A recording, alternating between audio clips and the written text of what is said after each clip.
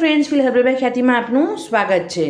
મને વચ્ચે I think Raju Vaghela, મને આઈડિયા નથી, કોઈક મારા સબસ્ક્રાઈબર છે એણે મને પેલામાં કમેન્ટમાં લખ્યું હતું કે બેન કોઈ ક્રીમ કે લોશન કે એવું તમે શેર કરો ને. તો હવે અત્યારના સમર ચાલી રહ્યો છે, મોન્સૂન અને સમર મિક્સ છે, બફારો બી બહુ થાય છે અને વરસાદના હિસાબથી પ્રોબ્લેમ બી છે, ચીપચીપ પણ થઈ જાય છે.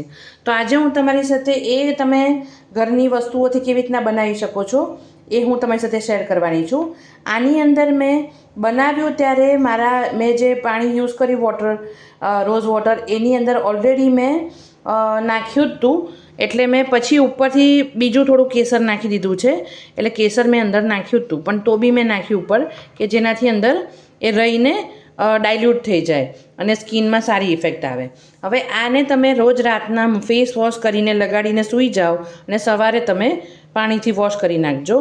આની અંદર મેં જણાવ્યું છે તમને કે તમારી ડ્રાય હોય તો શું કરવાનું, ઓઇલી સ્કિન હોય તો શું કરવાનું, એ બધી વસ્તુ મેં જણાવેલી જ છે. તો તમે એ રીતના પણ એનો યુઝ કરી શકશો બનાવીને. તમારે માર્કેટ બેઝ લેવાની જરૂર નહીં પડે.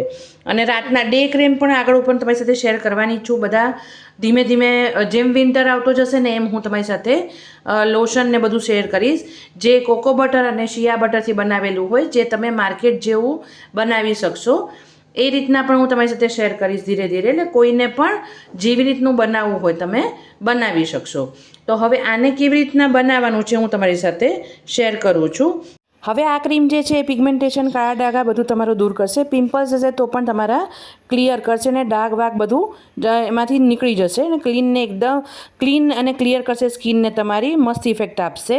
અહીંયા આપણે ક્રીમ બનાવવા માટે 2 થી 3 ચમચી આપણે માર્કેટ બેઝ કોઈ પણ તમને જે ફાવતું હોય એલોવેરા જેલ લેવાનું છે. અત્યારે મોન્સૂન એટલે કે ચોમાસું છે અને ગરમી બી બહુ થાય છે, એટલે પરસેવો બી થતો હશે. એટલે મારા જેવા ઘણા હશે કે જે દિવસે તો ક્રીમ લગાડતા જ નહીં હોય, રાતે જ લગાડતા હશે. તો આ નાઇટ અને ડે બેમાં હું કેવી રીતના તમે બનાવી શકો એ હું તમને કહેવાની છું. મેં 3 થી 4 ચમચી જેવું લઈ લીધું છે. પછી હવે એની અંદર મેં અહીંયા તમને ખબર હોય તો મેં પેલું ગુલાબની પાંદડી, પછી ગલગોટો અને કેસર ને મુલેઠીને એવું નાખીને રોઝ વોટર જેવું બનાવ્યું છે. તમે ઘરમાં કશું ના હોય, તમે ગુલાબજળ હોય ને એ લેજો. ગુલાબજળ તો જોશે જ આમાં. એટલે એ લગભગ છે ને આપણે 1 ચમચી જેવું, આપણે 1 થી 2 ચમચી જેવું આપણે એ લઈ લેવાનું છે. આ છે ને એને ડાયલ્યુટ કરશે અને તમારી સ્કિનને હાઇડ્રેટ રાખશે. તમે ગુલાબજળ કે એવું નોર્મલ બી ઘરમાં સ્પ્રે કરીને રાખો ને ફેસ ઉપર ને એમ, તો સ્કિનને બહુ જ સરસ ઇફેક્ટ આવશે. એટલે એ આપણને બહુ સારું પડશે. પછી અહીંયા તમારે જો તમારી બહુ જ ઓઇલી સ્કિન હોય મારી જેમ, તો તમારે ખાલી ને ખાલી 1 થી 2 ટીપા જ હોહોબા ઓઇલ, એટલે કે જોજોબા ઓઇલ કહેવાય, એના નાખવાના છે. પછી જો કોઈની નોર્મલ હોય અને કોઈને આ બદામનું તેલ ફાવતું હોય તો એ નાખો, તો એ તમે અડધી ચમચી જેવી નાખી શકશો. અને બહુ જ ડ્રાય હોય તો આ રોગન બાદામ અને અડધી ચમચી અને અડધી ચમચી ગ્લિસરીન તમારે નાખવાનું. તો એ રીતના તમે એને સેટ કરી શકશો. હું અહીંયા ખાલી ને ખાલી થોડા જ ટીપા હોહોબા ઓઇલના લઈશ, બાકી મારી સ્કિનમાં એ બિલકુલ સૂટ નહીં કરે. એટલે મેં 3-4 ટીપા જ નાખ્યા છે, બરાબર છે. એટલે તમે આવી રીતના, પછી કોઈને એવી રીતના હોય કે ના મારે વિટામિન ઈ પણ જોઈએ છીએ, તો વિટામિન ઈની 2 થી 3 કેપ્સ્યુલ તમે નાખી દો. અને આને પછી સરસ ફેંટી લેવાનું છે. ફેંટીને જે થાય એ ક્રીમ બેઝ બની જશે તમારું, અને એક બોટલમાં આપણે ભરીને મૂકી દઈશું. હું તમને અલગ અલગ બધા શીખવાડીશ. ઘણી બધી વસ્તુ આમાં શિયા બટર બી યુઝ થાય. પ્રોપર જે માર્કેટ બેઝ ક્રીમ આવે ને એમાં શિયા બટર છે, કોકો બટર છે, એ બધું યુઝ થાય. હું એ બધી વસ્તુઓ તમને શેર કરીશ તમારી સાથે. તો હું તમને કહીશ જ, શિયાળો આવવાની તૈયારીમાં હશે ને ત્યારે એ બધા લોશન અને ક્રીમ, બોડી લોશન પણ કેવી રીતના ઘરે બનાવી શકો એ પણ હું તમારી સાથે શેર કરીશ. હવે આની અંદર આપણે તમારે એવું હોય ને તો પિંચ ઓફ, મેં છે ને આની અંદર કેસર બી નાખ્યું હતું, એટલે હું આમાં કશું નાખતી નથી. તમને એ ના હોય તો તમે પિંચ એટલે એકદમ ચપટી જેવી હળદર પણ નાખી શકો છો. હવે આને હું બરાબર મિક્સ કરી લઉં છું, પછી તમારી સાથે શેર કરું.